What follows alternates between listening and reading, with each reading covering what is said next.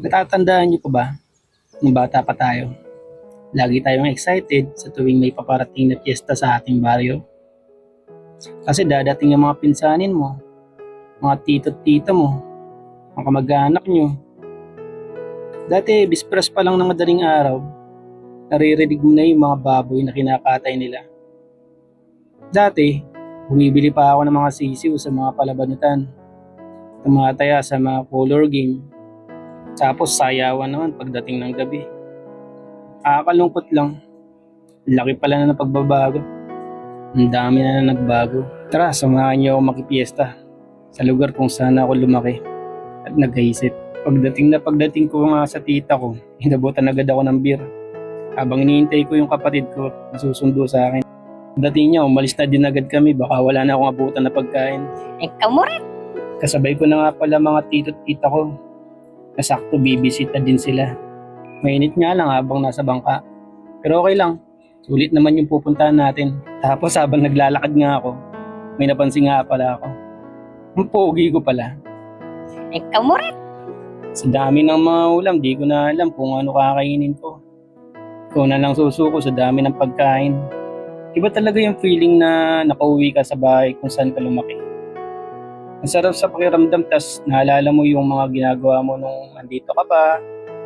Yung mga uwi sa mga palaisdaan, nakikipaggabulan sa mga itik, ang palipad na saranggola maghapon. Ang sarap maging bata. Ang sarap balikan ng nakaraan. Pagkatapos kong kumain, nagkayaan kami ng kapatid ko na magmano muna. Habang naglalakad nga kami, nakita ko si Tropa. Tinanong niya kami kung kumain na daw kami. Sabi ko hindi pa. Pero ibalot mo na lang, para marami kaming iuwi sa Manila. Ikaw mo rin. Sabi ko nga sa inyo, di ka pa nakakarating sa pupuntahan nyo, lasing ka na. Tagay dito, tagay doon, kabilaan ng mga nagiinuman, kwentuhan, asaran, tawanan. Hinahanap ko nga yung mga tropa kaso wala. Yung iba hindi umuwi. Yung iba may mga kanya-kanyang bisita. Dati pag ganitong may piyesta, kami-kami lang ang mga nagiinuman. Pagdating ng gabi, rekta sa sayawan.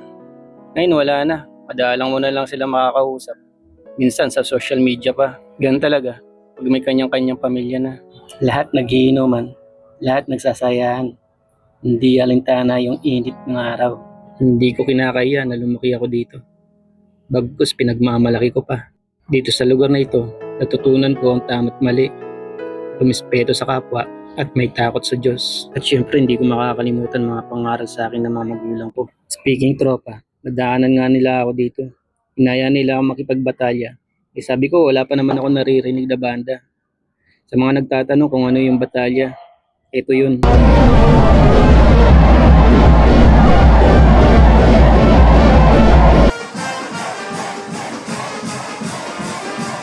Umaga na nga nung nakapag-video ulit ako.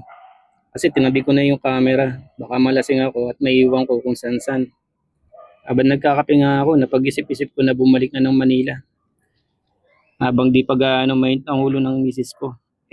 Habang di pa mainit ang sikat ng araw. Kaya hanggang sa muli, paalam!